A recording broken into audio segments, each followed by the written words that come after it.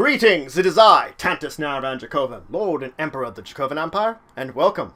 It is time to continue our discussion of Vampire Masquerade. I was talking about the clans and bloodlines of the various vampires you can play as. Today I'm introducing yet another Camarilla clan, the Brujah. Now the Brujah have the disciplines of celerity, potence, and presence. They are known for their anger and passion, and they are said to often be rebels and roughnecks. At least by reputation. Their clan weakness is it is easier for them to frenzy. Any difficulty to resist frenzying for them is increased by 2 to a maximum of 10. Now they are of course called a group of thugs, and it seems true nowadays, but they are really a fallen clan. Pretty much destroyed since the fall of Carthage in the old days, devastating them and never allowing them to fully recover after all of that. They've changed from warrior scholars to petty rebels. Now, little is known of the actual Brujah antediluvian. We only know that he was actually diablerized by one of his kin, his child, Troil.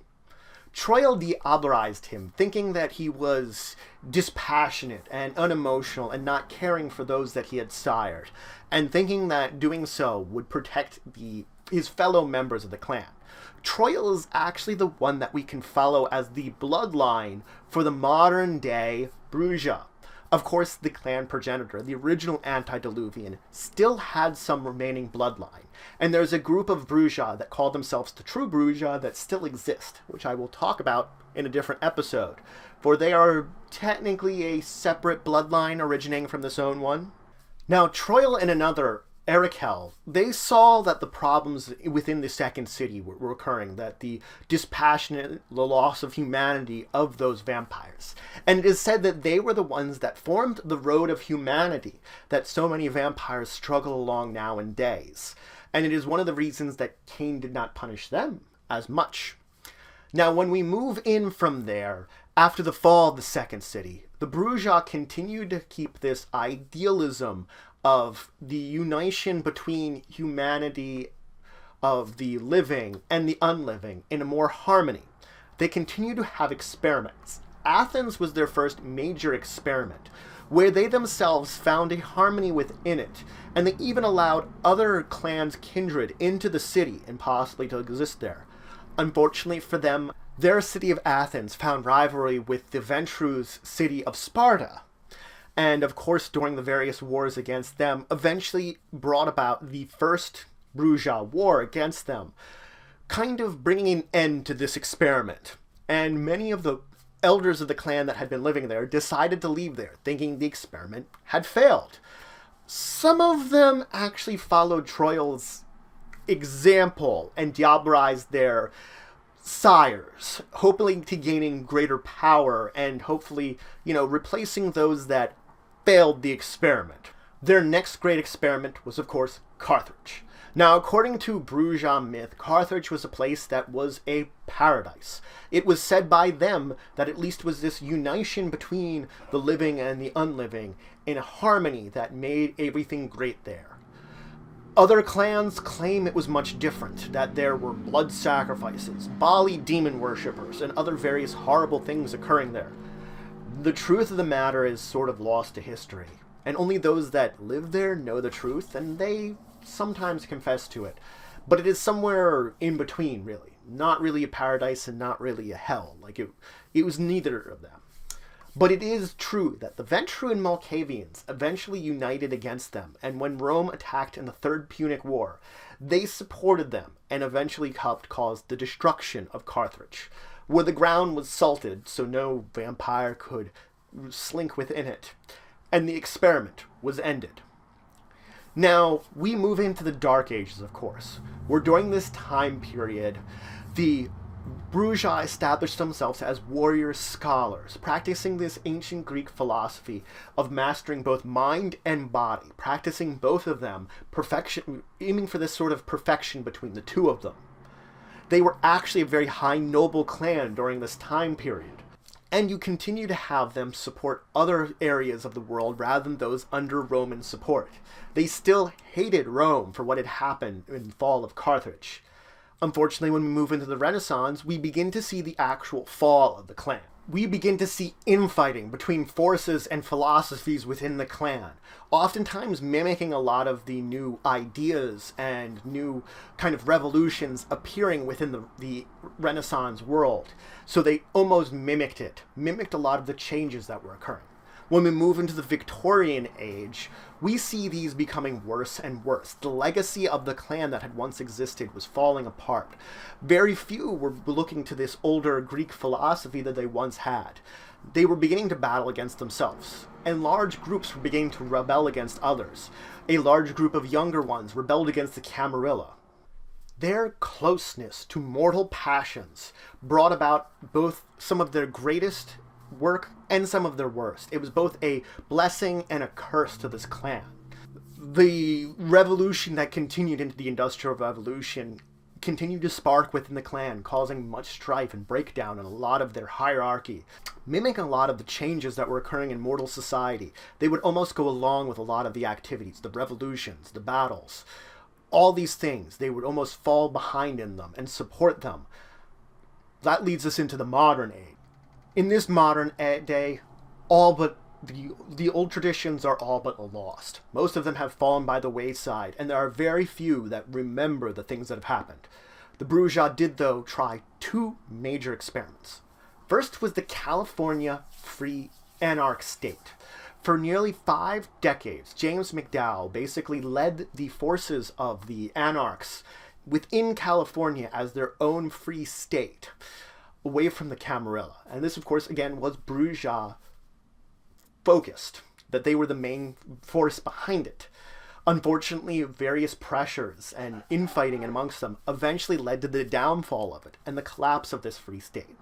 The other one was the Soviet Union, in which they put very high backings behind it. They supported those that had the revolution that created the Soviet Union. So they were very well ingrained into it and had their own council as a shadow council putting behind the rule of there. Unfortunately, the rise of the Methuselah Baba Yaga saw their downfall. They all died overnight thanks to that, and the area was cut off through a magical ability. It wasn't until the fall of Baba Yaga that we saw that this area has opened up and vampires can kind of survey the damage that she had dealt by being there. Her death has allowed things to recover there, but the experiment there, it fell. Now, the modern-day Brujah clan has little to no organization. They are known as both great builders and also great destroyers of the things they make. They actually are divided into two groups, the iconoclasts and the idealists. The iconoclasts are the rebels. They're more than likely the younger Brujah are members of this group. They're the ones that oftentimes form these rebellious groups. The idealists, on the other hand, are those that are the philosophers and the ones that remember their history. They're more than often the elders of the clan. They have two variances. First off is the Brujah anti-tribu, the members of the Sabbat. These are the more violent extremists of the Brujah clan. They are oftentimes treated as cannon fodder for the Sabbat. They are the ones that just get thrown out there. Unfortunately, with a lot of things that have been happening within the Sabbat. The Anarch Revolt and the Third Sabbat Civil War have resulted in a lot of loss of their numbers, which they've been attempting to rebuild. But unfortunately, both of these have been caused by them. So a lot of the strife within the Sabbat is the fault of their own foot soldiers, which they've put together. A sort of catch-22 at the existence of this group. The second variance is the Bayat Musahi, who are a group of Islamic Brujah that have this idea of having a jihad against the Roman-based kindred and all of those that were supporting of them. They were the ones that during the Dark Ages kept a lot of influence, kept the Islamic influence to where it was, but were attempting to spread it too. They seek to rebuild a lot of the great experiments of the past, especially Carthage nowadays. Now, Brujah generally follow the Olympian ideals, the idea of perfect body and mind. Even in the rebellious forms of now, they have this idealism of being both great at both of these. And there are those that still follow the path of intellicy, following this ancient idea. Now, Brujah act with extreme passion, which can be both a blessing and a curse. And the thing about Brujah is they might fight amongst each other, but as soon as you should do something, if you're not a Brujah, if you're another clan, and you do something to one of them, they will get together and unite against it. You will have angered all the Brujah just rather than one. They fight amongst themselves constantly, but they are ready to stand up for each other at the moment's notice. They are known for two types of gatherings, the rant and the rave.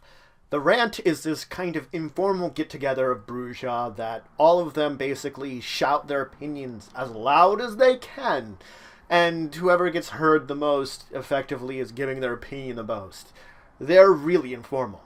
And of course the other is a rave, which is basically a kind of secret Brujah meeting in the disguise of a musical event, similar to the modern-day rave, where they get together under the guise of this party and have their meetings in amongst it. The clan is infamous for ignoring traditions of progeny and embracing whoever they care to. They'll just do it. They're actually one of the major sources of catif in the world. Now, the other thing about them is the pronunciation of their name, from Brujah to Brujah to something in between. There has been a lot of them. There are more modern pronunciations, more the Brujah, but it's up to you how you want to pronounce them. It has had changes. So that's it for today. I introduced you to another clan, the clan of Brujah, with an interesting history, as they are one of the first clans to be a separate bloodline, that their top dog, Triol, is considered a antediluvian, even though he technically wasn't one. He diablerized his sire and gained that power. And this sort of change in bloodlines began so early. And it was a clan that's fallen.